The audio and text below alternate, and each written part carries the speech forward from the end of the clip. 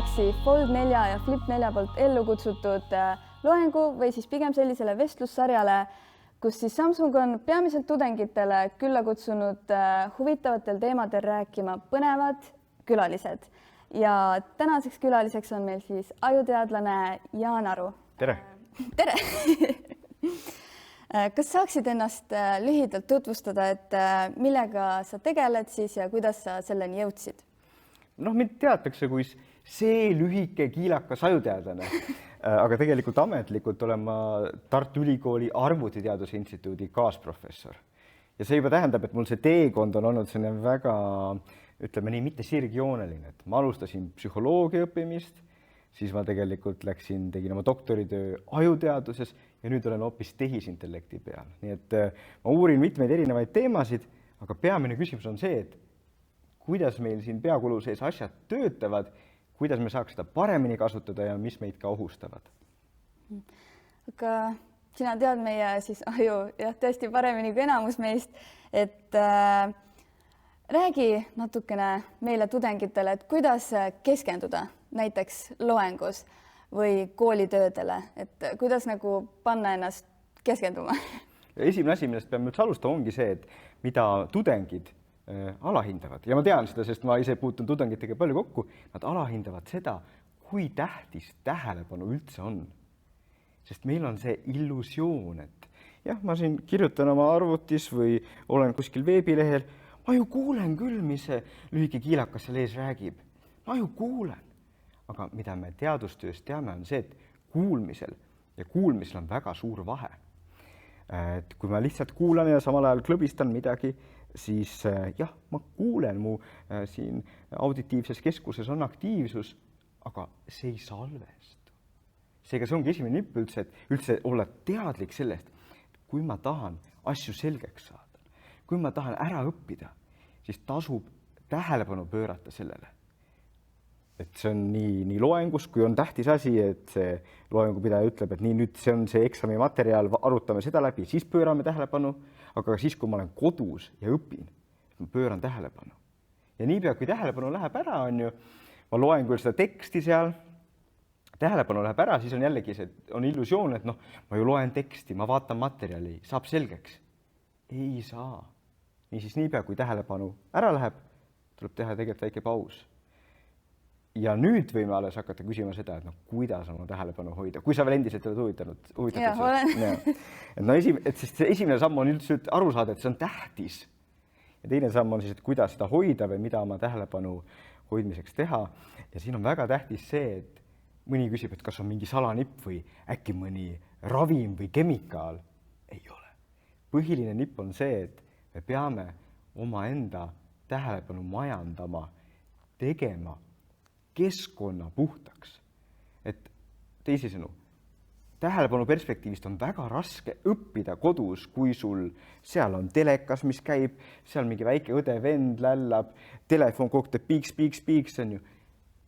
Jällegi, meil on mulje, et me õpime, aga tegelikult see kõik tõmbab tähelepanu ära kogu aeg. Niisiis, tahame selgeks saada, siis paneme need asjad kinni. Ja ma ei ütle, et seda peab tegema 2 tundi järjest, ma ütlen, et näiteks 25 minutit järjest, meil on kõik need segajad maas, me keskendume selle õppimisele. Kui suudame, teeme seda 50 minutit järjest. Ja kui tähelepanu tuleb ära, et siis kohe ka teeme selle pausi tegelikult, et natukene ennast koguda. Kui me seda teeme, et meil on see tähelepanu, ise nagu kaitseme oma tähelepanu ja teeme neid pause, siis me juba tegelikult viime oma sooritust väga palju edasi. Et need on nagu ülilihtsad, mõnes mõttes labased nipid, aga kui neid ei kasutata, siis ei saa neist ka kasu lõigata.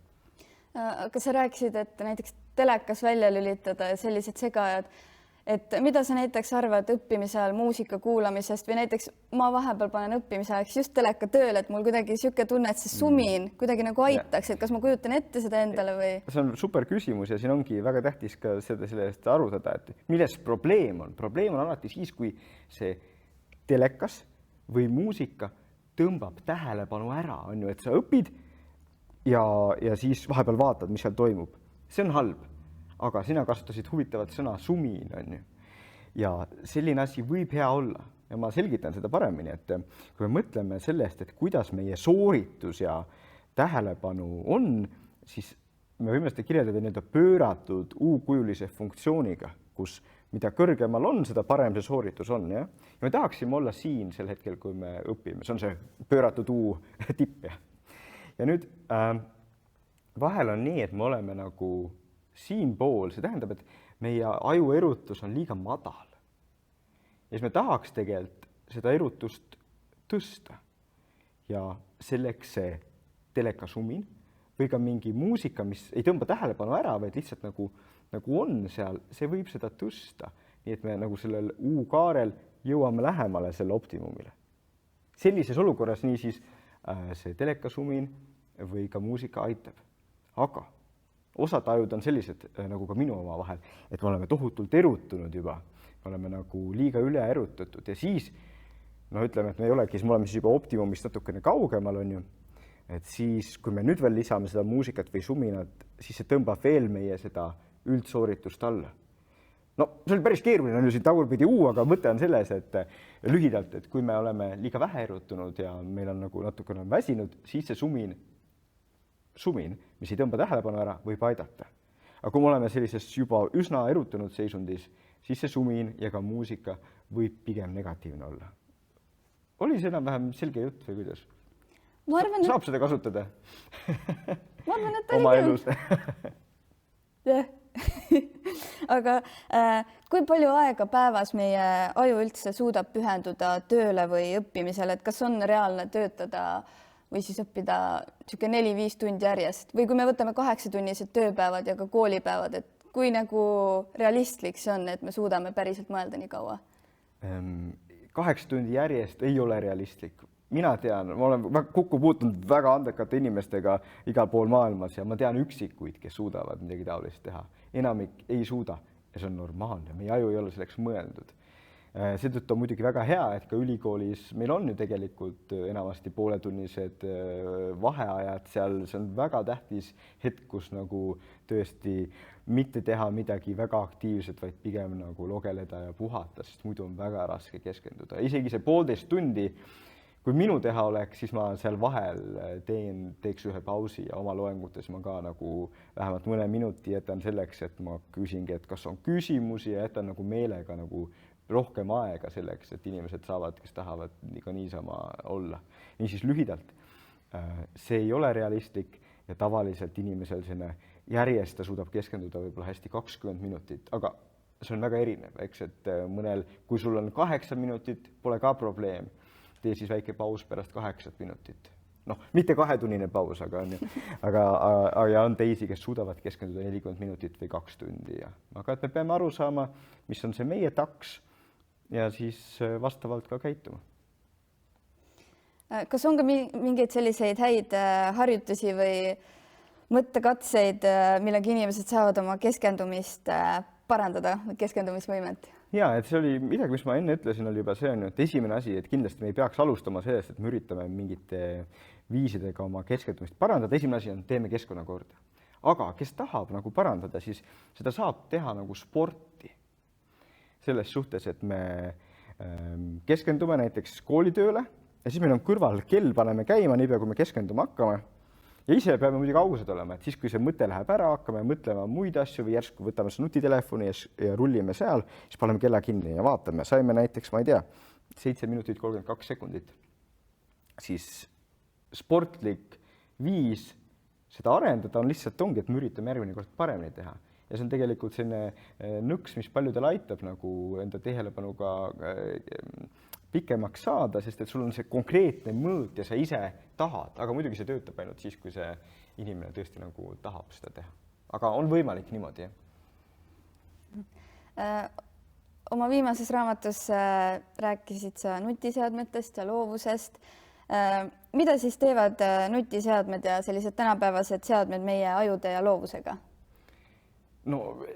Esiteks tasub siin öelda, et see vastus ei ole ühene selles suhtes, et ilmselgelt nad võivad loovusele ka kaasa aidata ja ilmselt räägime sellest ka, eks. Aga see üks mure või murekoht, millest ma nagu alustasin seal raamatus, on see, et kui nüüd lapsel, ja mitte tudengil, vaid väiksel lapsel, tal ei ole veel huvisid, ta ei ole veel enda jaoks leidnud seda, mis ta tahab teha.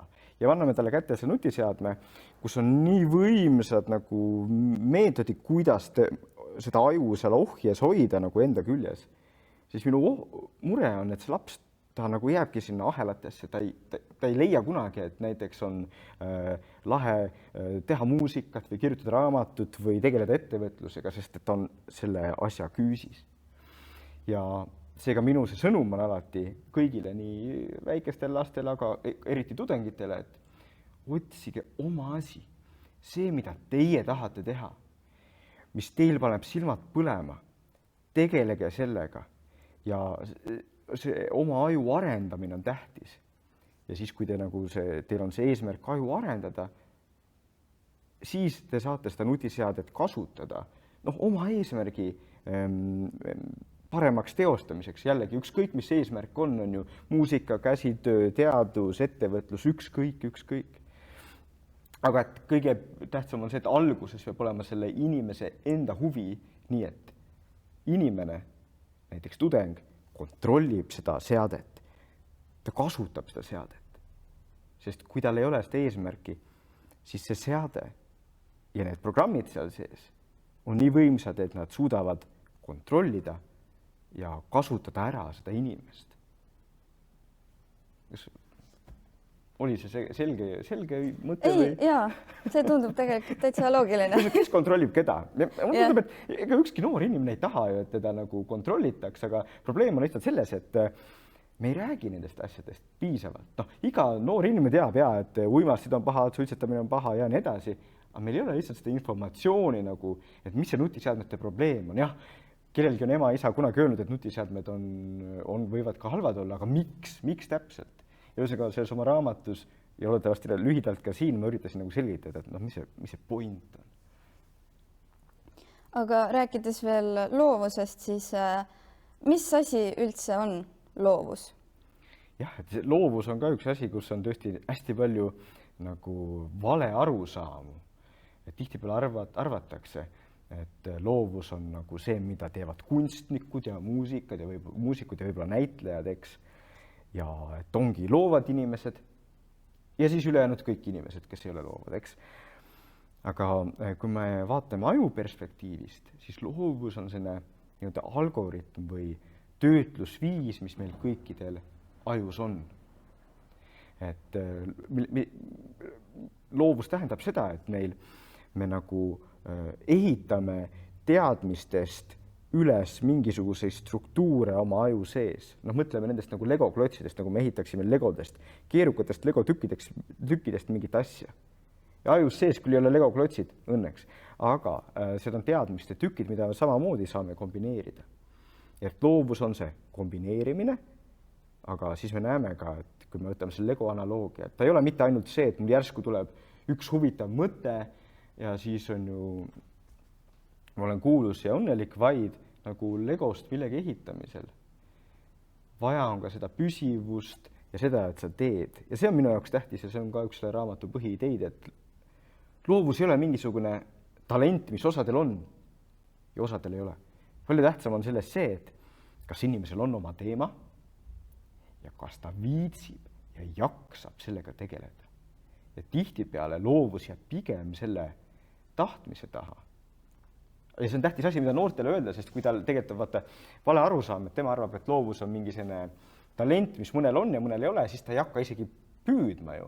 Näiteks võib-olla üritab disainida mingit uut toodet või asja ja alguses ei tule välja. See ütleb, okei, ma lihtsalt ei ole loov ja ma ei ole andekas ja lähen tagasi oma asjade juurde.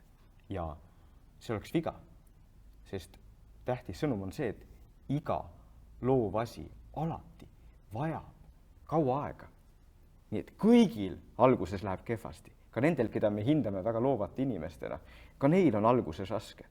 Nii et see on see, mida ma tahan öelda noortele, et alguses peabki raske olema, teist teed ei ole.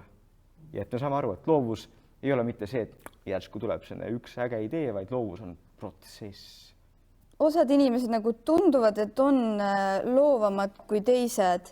Kas see on ka kuidagi ajudes on mingi erinevus või see ongi lihtsalt see vale arusaam, et meile tundub, et ta loovam, sest võib-olla tema näiteks, tegeleb laulmisega, kirjutab muusikat või mis iganes. Või et kust see nagu osadel see suurem loovus tuleb? No, et üks põhierinevus ongi see, et me ei tea seda ja me ei märka seda, aga paljud inimesed, kes näiteks praegu me hindame mõnda laulukirjutajat näiteks, ega ei ole nii, et ta on lihtsalt järsku saanud selleks laulukirjutajaks. Osa neist, paljud neist on üritanud mingit tekste kirjutada juba sellest ajast, kui ta on 12, 13, 14. Nad on teinud tööd 10, 15, 20 aastat ja siis nad on loovad. Ja see on tähtis asi, mida me tõesti nagu oma ühiskonnas näeme, et on lihtne vaadata näiteks, toome ühe teise näite, stand-up comedy tegijad, vau, issand jumal, kust ta nende naljade peale tuleb? Vau, ta on nii loov. Aga kui sa räägid nendega, kuidas nad tulevad naljade peale? Nad teevad rasket tööd, nad mõtlevad, keskenduvad, üritavad neid nalju leida, on ju. Ja see on vaev ja higi, mida me ei näe siis, kui ta lõpuks seal laval on. Ja see on kõikide loovate inimestega nii, et me näeme ainult seda, mis on nii-öelda seal laval ja mis on ilus ja loov, aga me ei näe seda protsessi seal taga. Ja mina olen nagu öelnud, kui ma nende loovate inimestega räägin, et kui te käite näiteks koolides lastele rääkimas, ärge ainult rääkige sellest, kui lahe see on ja ärge ainult tehke nalja, vaid rääkige ka sellest, kui keeruline see teekond on olnud. Et siis kõik saavad aru, et jah, tõesti, praegu see stand-up comedy tegija või muusik või ükskõik, ta tundub nagu nii palju parem, ma ei suudaks mitte kunagi seda teha, aga et kunagi ta oli nagu mina ja ta hakkas vaikselt tegema. Ja seda võin ka mina teha, et see on nagu see kõige tähtsam sõnum, mis minust üldse noortel on, et asi ei ole kinni mingis andes, asi on kinni selles vale arusaamas ja niipea, kui me saame aru, et loovus on midagi, mida igaüks võib teha, igaüks võib oma aju arendada, siis me oleme ka võimekamad ja paremad ja õnnelikumad. Aga räägime natuke sellisest asjast ka nagu viivitamine, asjade edasilükkamine, et miks inimesed nii palju viivitavad, et näiteks ongi, et ma praegu ei viitsi õppida, et ma lükkan seda nagu edasi ja nagu kogu aeg lükatakse pidevalt edasi, et miks? Lühike vastus on see, et aju on laisk, aju on väga laisk. Et meile meeldib mõelda, et me oleme ju inimesed, me suudame ratsionaalselt ja teadlikult oma tegevust kontrollida, aga see on ka üks illusioonidest. Tegelikult see meie aju on kujunenud on ju sadade miljonite aastate jooksul. Aju peamised eesmärgid on hoopis teised, ellu jääda ja järglasi saada, eks. See, et me suudame neid keerukaid asju mõelda, me suudame keskenduda mingile näiteks ülikoolis loetavale ainele või asjale, see on täiesti erandlik, on ju loomariigis. See põhineb meie aju kõige noorematel piirkondadel, näiteks siin otsmikusagaral. Aga aju vanad piirkonnad, nad nagu justkui ei viitsi või ei taha seda teha. Sende jaoks see ei ole mingi mõistlik asi ja siis ongi meil kogu aeg selline võistlus, et me võime küll teadlikult öelda, et nii, ma tahaksin oma elu nüüd kätte võtta ja hakata seda ja seda tegema ja ma näen, et see on tähtis, aga et see vanad piirkonnad ikkagi suunavad meid, et kuule, kas sa pead täna seda tegema, et see lõputöö, see on ju mitme kuu pärast, et mis vahe, täna ei ole kuidagi selline hea tunne, et hakkan homme tegema. See homme on täpselt sama, eks. Ja see on selline lõks, mis meil on. Ja sellest pääsemiseks soovitan alati nagu ka kõik need suured ülesanded, mis meil on nagu mitme kuu pärast nagu tükkideks teha. Et ma ei mõtle näiteks mingisugusest lõputööst või aruanne või essee või ükskõik mis on, vaid ma mõtlen, et kuidas ma selle saan tükeldada. Näiteks kui me võtame baka lõputöö, on ju, siis näiteks seal on ju, sul on vaja see nii-öelda mingi kokkuvõte kirjutada, sul on vaja sissejuhatus, esimene lõik kirjutada, et sa kirjutadki üles endale need väiksed ülesanded, tee esimene joonis, paranda teist joonist ja üritad neid teha. Asjad, mis on tehtavad 2-3 tunniga. Et siis ei ole seda ohtu, et sa lihtsalt, sul on see üks suur gigantne asi, mida on võimalik täna ja homme ja ülehomme edasi lükata. Ja. Ma olen katsetanud ise ka sellist asja, et kirjutangi näiteks pealkiri ära esimesed paar lauset, siis kui ma ei viitsi ja siis kui ma nagu päriselt hakkan tegema, on juba see kergendus, et aga mul on nagu midagi juba tehtud. Just, et see on väga tähtis asi, et tihtipeale ka tudengid tahavad teha nagu perfektset või väga head asja. Aga palju tähtsam on see, et sa midagi kirjutad, mitte et sa kohe perfektselt kirjutad, sellepärast et pärast saab paremaks teha, aga paremaks saab teha ainult seda, mis juba on, eks on ju, nii et pigem nagu esimene samm peaks olema see, et ma isegi kui ma tunnen, et täna ei ole see päev, et ma midagi üritan kirjutada. Ja. Aga kas viivitamine ja selline laiskus on üldse halb asi või just niisugune ühiskond edasiviiv, et paljud leiutised on nagu tulnud laiskusest ja öeldakse, et anna laisale inimesele raske töö ja et siis ta leiab nagu kerge viisi, kuidas seda nii-öelda ära teha. Et kuidas sellega lood on? No see on sedastus, seal on, ütleme, tõetera sees, aga siin me ei tohi muidugi öelda nüüd nii, et nagu selleks, et edukas olla, peaks kogu aeg laisk olema, eks.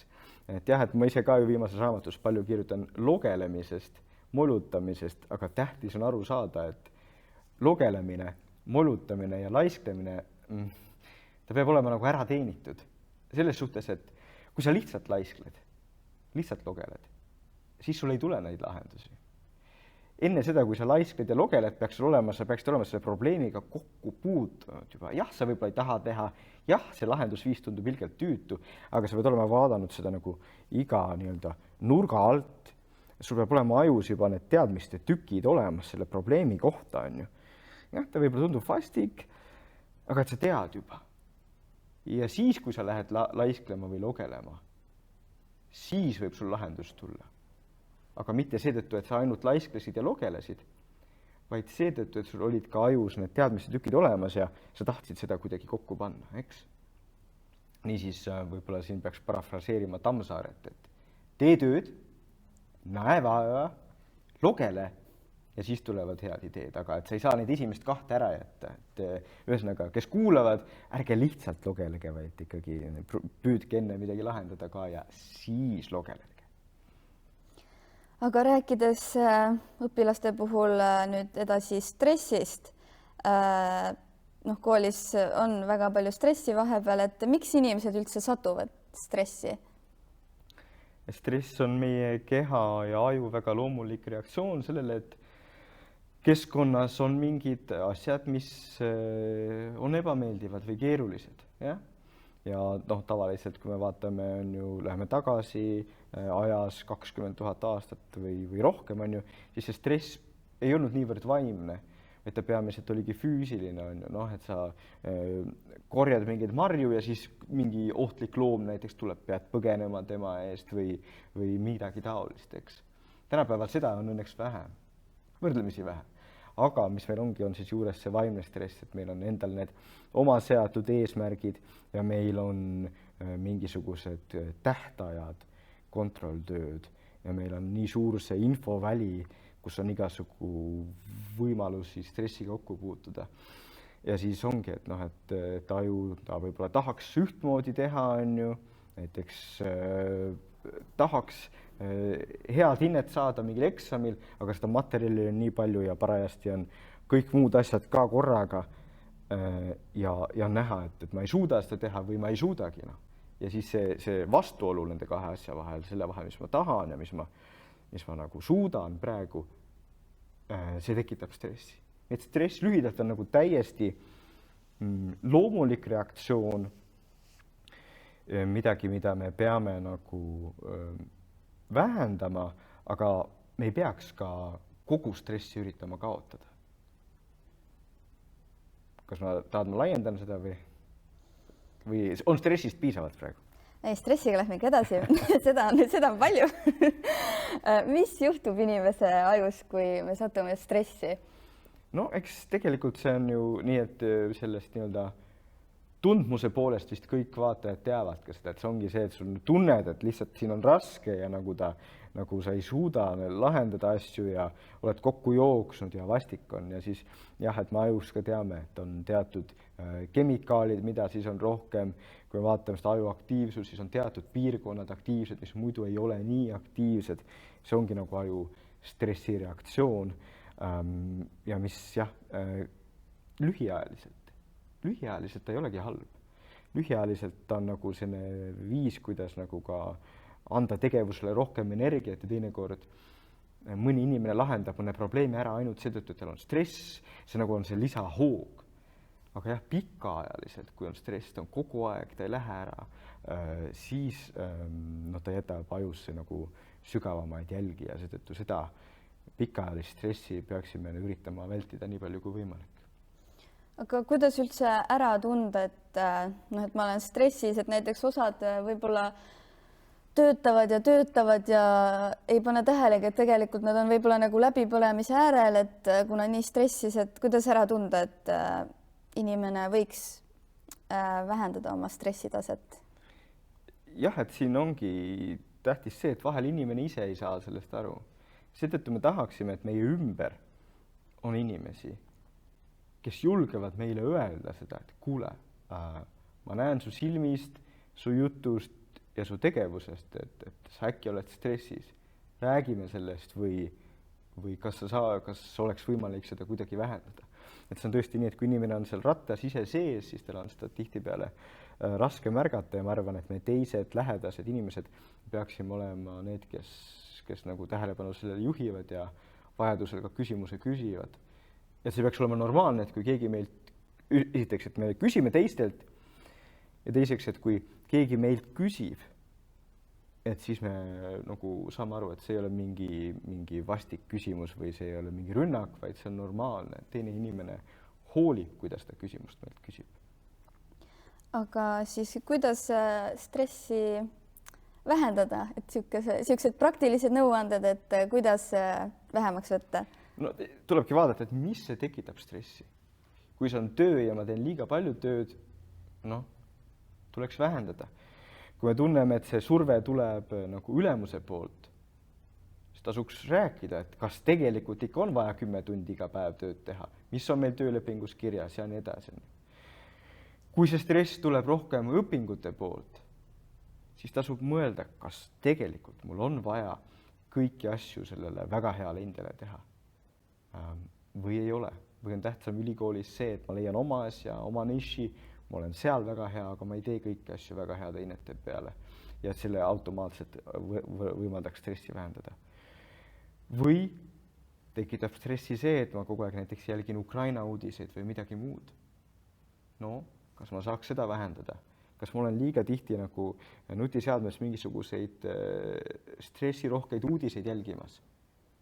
Ma ei pea seda täiesti ära keelama, aga võib-olla ma teen nii, et on päevas mingi aeg, kus ma seda jälgin ja et ei ole nii, et üle päeva ja näiteks enne magama minekut on ka veel seda stressi. Et need on juba väiksed asjad, mida saab teha. Lisaks võib nagu näiteks kaaluda mingi spordi tegemist, et spordi tegemine, näiteks jooksmine, aga ka jalutamine, kes joosta ei viitsi, see aitab nagu stressi maandada, et me natukene teeme sellist kiiremat asja, et kehal justkui tal on mingi muu ülesanne, mis on natukene muu väljakutse ja see, et mis meil mõtetes on, see siis nii väga ei sega. Ja tahtsingi just küsida, et kuidas nagu päriselt meelt välja lülitada, et isegi kui võib-olla võtame puhkuse, kas töölt, koolist, et siis tihti võib-olla sa oled nagu puhkusel, aga sa mõtled ikkagi sellest tööst ja sa ei suuda nagu välja lülitada seda, et ma pean ju kohe hakkama midagi uuesti tegema või et äkki mul ei see tegemata, et kuidas nagu täielikult end välja lülitada? Esimene asi, millest nagu alustada, on see, et me üldse peame jälle teadvustama, et see on tähtis. Sest on palju inimesi, kelle jaoks ka ju nagu niisama olemine, logelemine on nagu mõttetu või ajaraisk. Nii et esimene asi on see, et me saame aru, et see on tähtis. Ja oma raamatus jällegi ma juhin sellega rohkem tähelepanu, et tegelikult, nagu me lühidalt rääkisime, logelemise ajal võivad tulla väga head ideed. Kui me ei logele, siis meil neid ideid ei tule. Nii et logelemine on isegi neile, kes on nagu sellised töönarkomaanid, neile tegelikult kasulik. See on esimene asi. Ja siis teine asi ongi natukene otsida endale, et mis see tegevus on, mis mul nagu mõtted mujale viib. Ja see võib olla inimestel väga erinev, eks, et jah, osade jaoks on näiteks jooksmine, aga ma ei saa öelda, et see on jooksmine kõigi jaoks, sest mõni meist, kui ta võtab nüüd nii, ma lähen nüüd jooksma ja esimest korda läheb jooksma, siis see ei ole üldse puhkus, sest keha tegeleb enese nagu elus hoidmisega, eks nagu. Et see on väga raske ja sellel inimesel siis jah, ta võib vaikselt alustada jooksmisega, kui ta tahab, aga kui tal kohe ja praegu on vaja midagi, mis nagu võimaldab tal logeleda, siis see peab mingi muu asi olema. See võib olla samamoodi muusika kuulamine, eks on ju. Ja veelgi üldisemalt, kui me mõtleme, et mida nagu, mis need tegevused on, nagu, mida on uuritud ja mis nagu võimaldavad lugeleda, siis inglise keeles on need 3 B-d, bed, bath ja bus. Eesti keeles mina ütlen selle kohta, et 5 V-d, et siis vann, voodi, võileiva valmistamine, vantsimine ja selle 5. mõtlevad osad ise juurde. Aga et noh, et see on selline üldine reegel, et millistes tegevustes me saame ennast vabaks võtta, aga just, et inimene teab ka, et nagu, kui ma lähen sinna duši alla, ma üritan mitte töömõtteid mõelda, vaid lihtsalt lasengi ennast täitsa vabaks, naudin seda, kuidas vesi kehal voolab ja nii edasi. Aga siis me lisaks nendele peaksime otsima ka, noh, et mis see tegevus minu jaoks võib olla ja see on väga erinev. Keegi küsis kunagi, kas triikimine võib olla see tegevus? No võib, aga mitte siis, kui sa triigid nii, kuramus, miks mina jälle neid aluspükse pean triikima, siis ei ole puhkus, on ju. Aga kui see on nagu inimene, et ta nagu, see on selline mõnus rütmiline tegevus ja tal lähevad nagu mõtted mujale ja on vaba, siis see võib olla. Niisiis igaühele natukene oma, peab natukene otsima, mis see tegevus võib olla, aga igaüks võiks nagu endale mingid sellised asjad leida, mis tal nagu võimaldavad muudest mõtetest eemale saada. Aga liigume edasi tehnoloogia juurde. Et sa oled palju rääkinud tehnoloogiast ja sellest, kuidas see meie aju mõjutab. Millised on erinevate nutiseadmete kasutamise sellised eelised ja samas ka riskid? No natukene juba puudutasime seda enne, eks on ju, ja see peamine eelis, mis need tänapäeva vahendid annavad, on see, et kui mul juba on huvi, ma tahan midagi teha, ja jälle, see võib olla ükskõik mis alalt, on ju, siis nutiseade annab mulle võimalus, et ma saan seda teha igal pool ja ma saan ligi kõigile maailma informatsioonile, eks.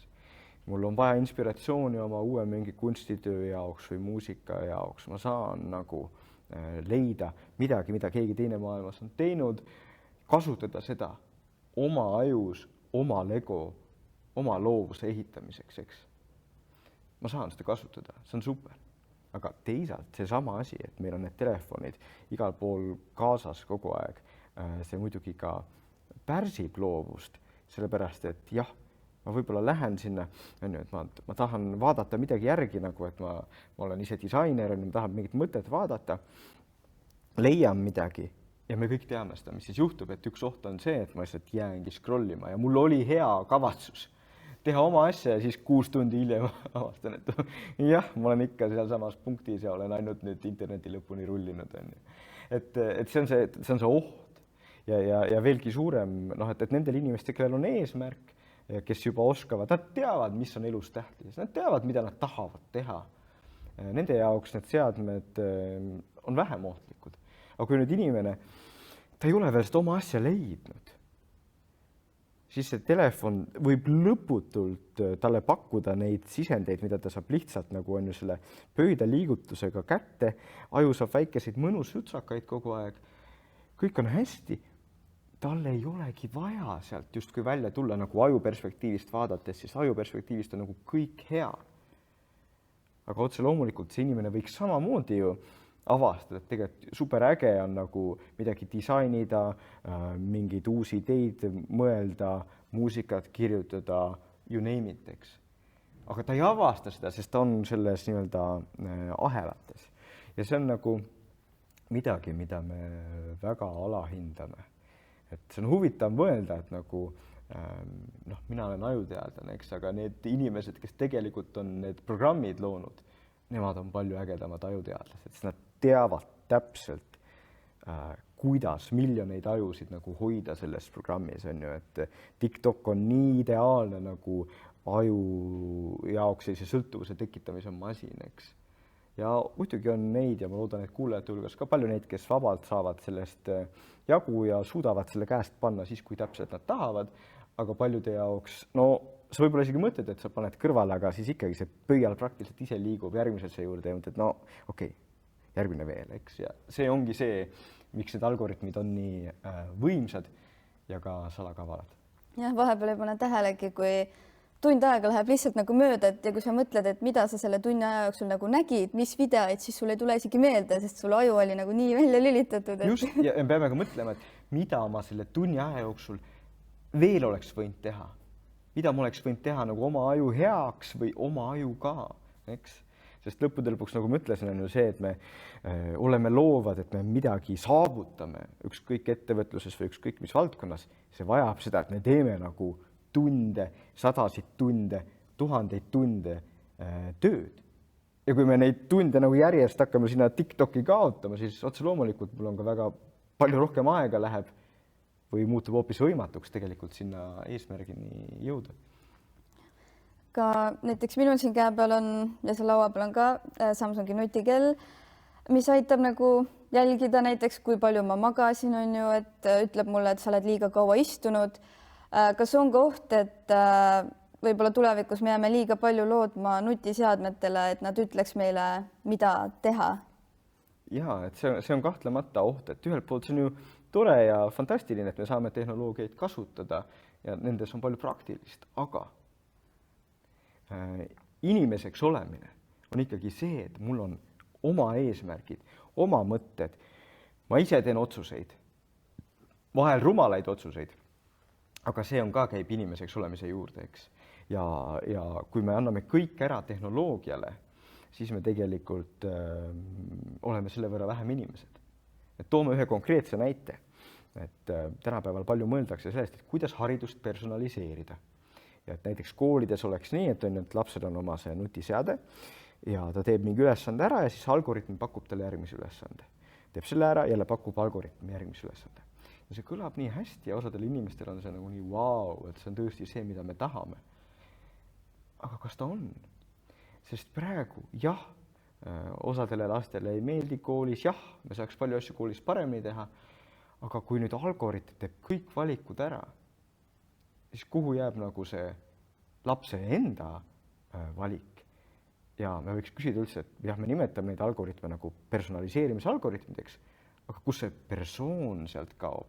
Et see, et sul on endal mingid mõtted ja sa ütled, et ei, ma tahan midagi muud praegu teha, et see on midagi, mis praeguses koolisüsteemis on ikkagi natukene rohkem. Näiteks koduülesandeid laps ise valib. Jah, ta valib vahel rumalat, jah, ta jätab mõned asjad tegemata, jah, ta ei tee seda efektiivselt, aga ta vähemalt nagu ise valib, et millal ta mida teeb, eks.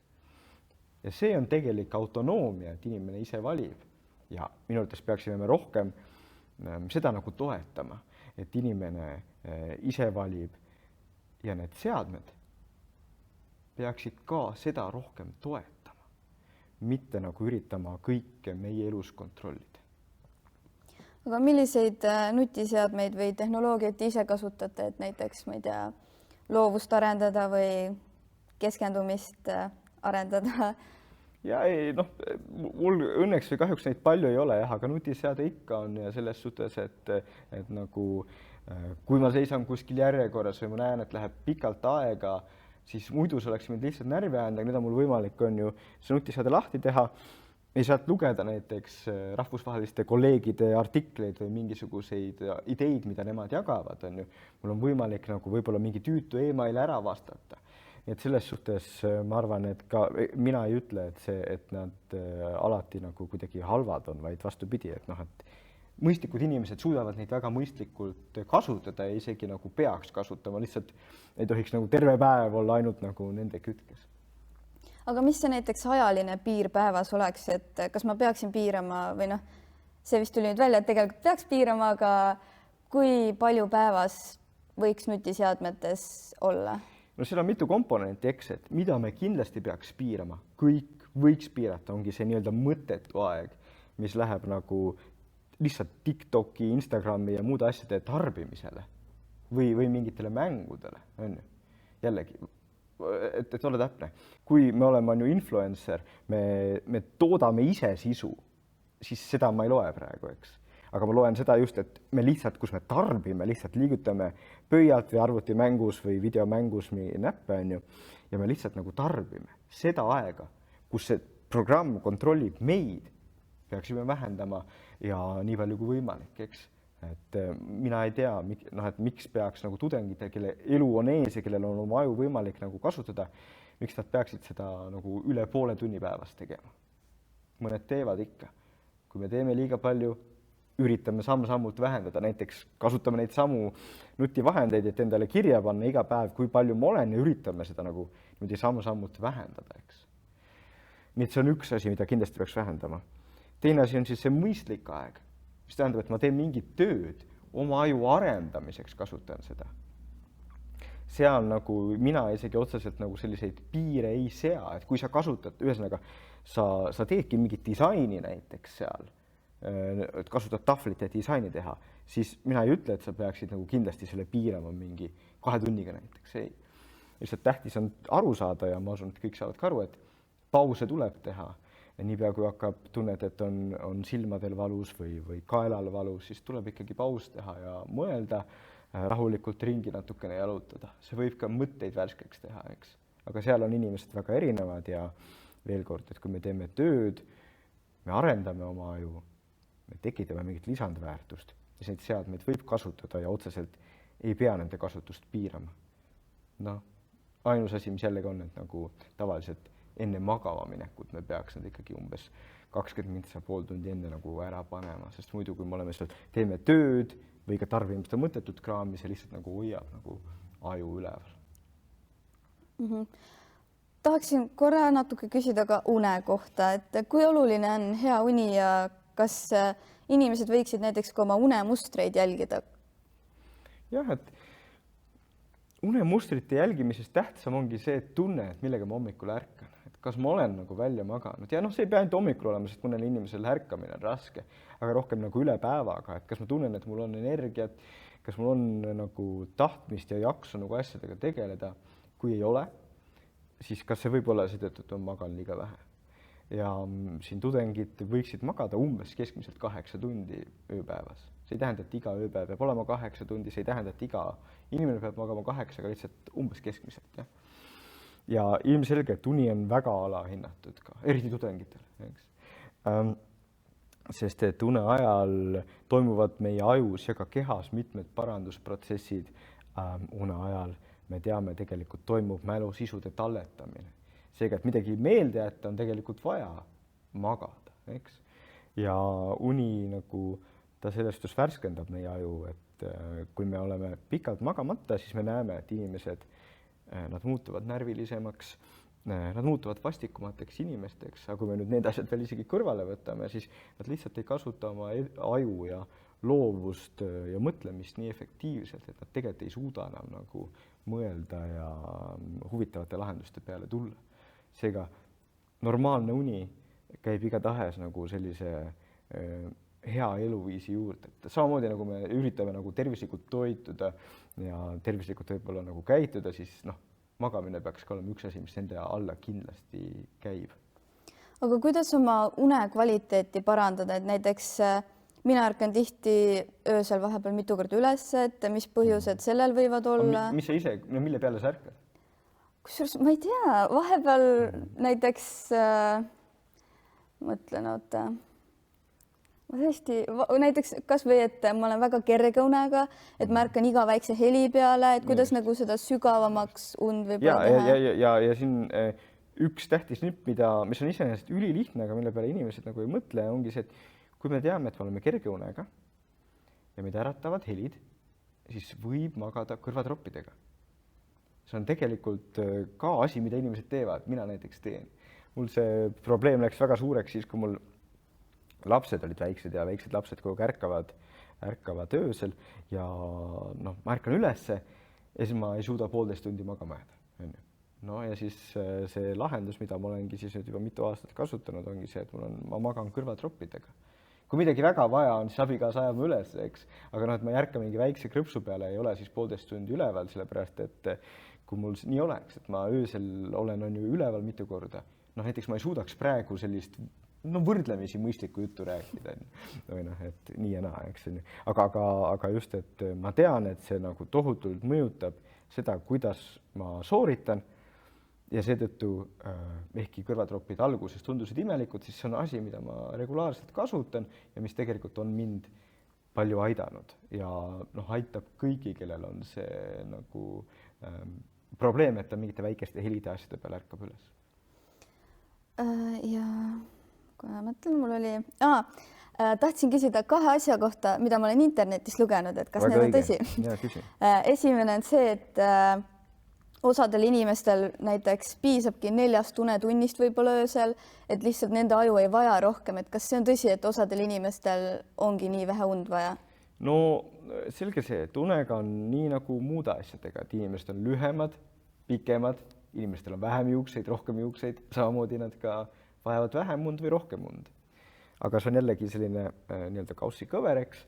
Ütlengi, et keskmine on siin 8 ümber, siis muidugi on neid, kes saavad hakkama 7-ga, vähem on neid, kes saavad hakkama 6-ga ja päris vähe on neid, kes saavad hakkama 4-ga. Neid on, aga nagu, et see peaks olema eesmärk või neid ei tohiks olla nii, et terve see kursuse täis on neid 4-tunniseid. See lihtsalt ei käi niimoodi. Ja vastupidi, mõni magab 9, vajab 9 või 10 tundi, eks.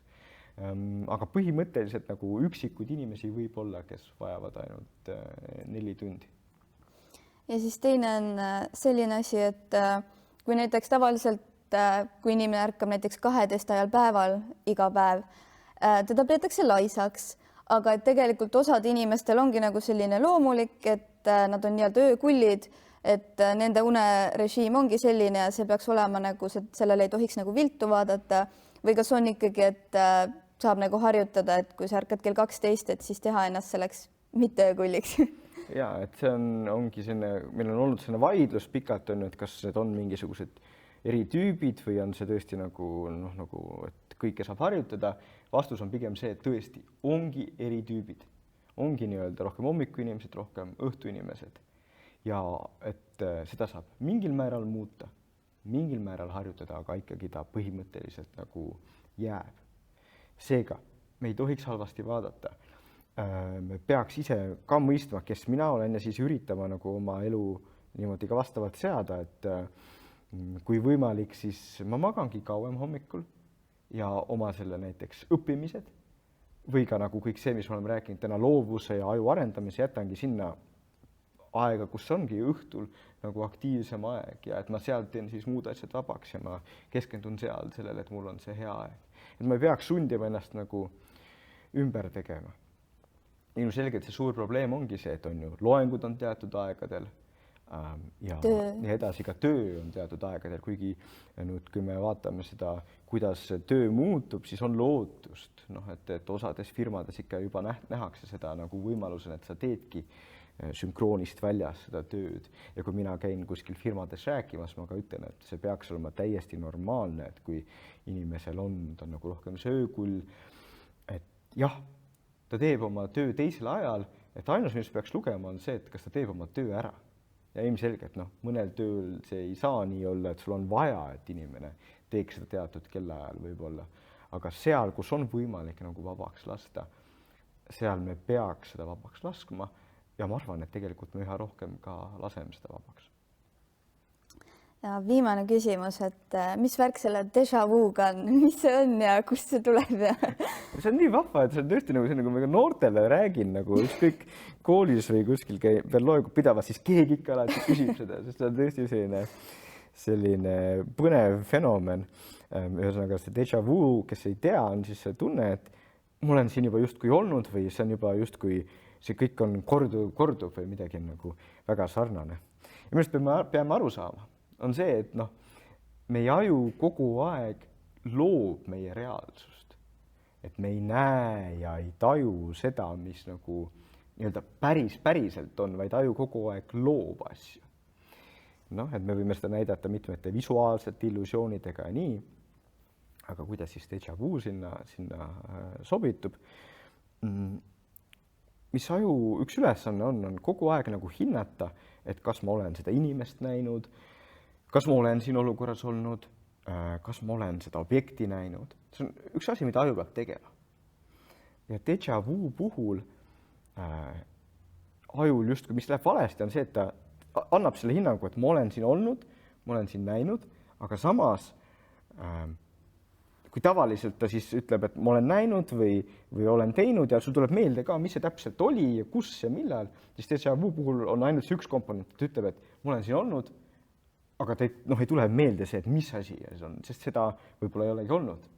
Ühesõnaga, see on nagu ajus tekkiv petlik tunne, et ma olen siin olnud ja mis on põnev fenomen, aga mis eelkõige peaks meile meelde tuletama seda, et see, mis me mõtleme, tunneme, tahame, see kõik on meie ajus, kui vahel ajus midagi nagu teistmoodi läheb, siis tekivad sellised illusioonid ja selle loo ilmselt kõige suurem mõte on see, et kuna kõik on ajus, siis hoidkem oma aju, arendame oma aju ja ärme ahelda seda.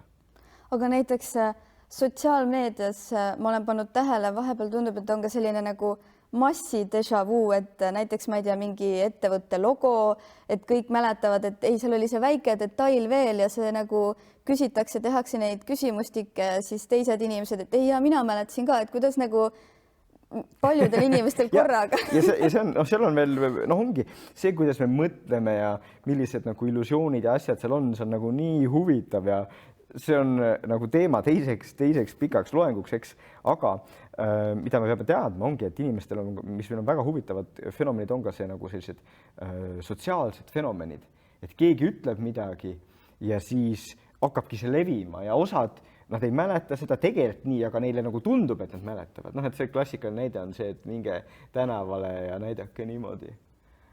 On ju, ja siis inimesed hakkavad kogunema ja vaatama ja mõni muidugi raputab pead ja läheb ära, on ju, aga on ka neid, kes ütlevad, ja ma näen ka. Et see, kes me oleme nagu sellised sotsiaalsed, väga põnevad ajud ja seetõttu me peaksime ka seda kõike arendama, et me nagu üritame üksteisest aru saada, üksteisega läbi käia, oleme tolerantsed nende inimeste suhtes, kes on teistmoodi ja lihtsalt naudime seda, et see ongi nagu see inimeseks olemine. Aga aitäh tulemast ja aitäh ka Samsung Galaxy Foldile ja Flipile. Aitäh!